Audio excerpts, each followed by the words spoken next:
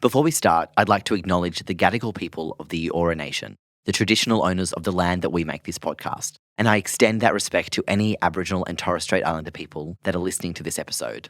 Yama. Hello, I'm Ratty Walden, and this is Talking Frank, the Strip Down. Today we're talking about the big C word, consent. In this week's main episode, we were joined by Chanel Contos to discuss consent. Oh my God, the fact that it's classified lucky to have not been sexually assaulted, I think just embodies the whole situation.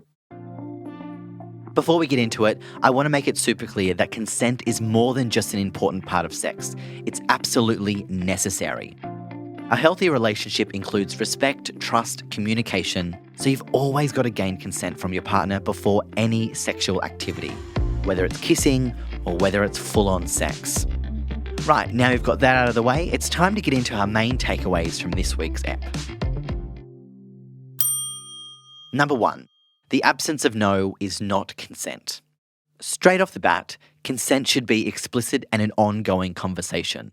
So just because you don't explicitly hear someone say no, doesn't mean they're giving you consent. It's an ongoing conversation and is needed for everything. This means that consenting to one thing does not mean that that person is consenting to something else.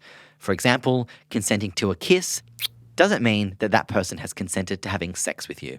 And the buck doesn't just stop with one yes. Consent can be given and taken away at any time. Everyone's boundaries are different and can change at any time. So it's important that you listen and respect your partner's decision.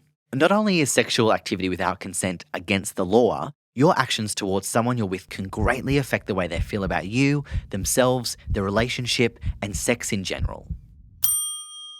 Number 2, keep an eye out for body language and other non-verbal communication. If you get a negative or unsure answer, or if your partner's body language is showing uncomfortable signs at any point, then you need to stop what you're doing and ask them how they're feeling. They may be not ready, or they may have changed their mind, and that's totally okay. You need to respect their decision. The look on someone's face and their body language are also ways of communicating how they feel. For example, pulling you closer, actively touching and kissing you back. A relaxed body and enthusiastic noises can be signs that the person is comfortable. Whereas pushing you away, turning away, or not responding to you can be signs that they're not comfortable or consenting and that you should stop. But if in doubt, stop and check in with them verbally. Number 3, consent can be fun and sexy. It's super common to feel a little awkward, strange, or even intimidated asking for consent, but it's a non-negotiable. There are ways that you can ask for consent without killing the mood. I've got your back here. Here are some things that maybe you could throw around in the bedroom. Maybe you could say, "What do you feel like doing next? Can I kiss you? Do you want to keep doing this? Do you have a condom? Are you comfortable? Does this feel good?" See, asking for consent can be totally natural, respectful, and yes, sexy. Ding. Number 4. There are times that people can't consent, so use your common sense. I'm going to spell these out for you. Firstly, consent cannot be given by individuals who are underage. This age differs across Australia, so I'd suggest looking into the legal age in your state.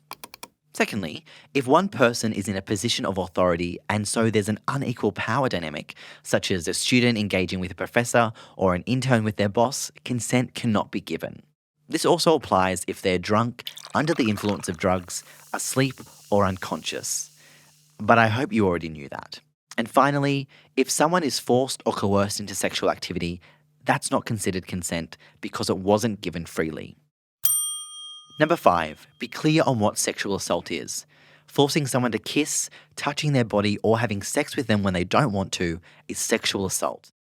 Another form of sexual assault is stealthing, and it's when someone secretly removes or intentionally damages a condom during sex without their partner's consent. This violates a person's right to make an informed decision about their body and sex and could expose them to STIs and unwanted pregnancies. The bottom line is, deliberately violating someone's boundaries or ignoring their consent is sexual assault. And there you have it, the stripped down facts from episode 2 on consent. After hearing all this, if you think you've been sexually assaulted, there are many places you can go to for support. You can speak to someone you trust, go to your local police, or call 1-800-RESPECT.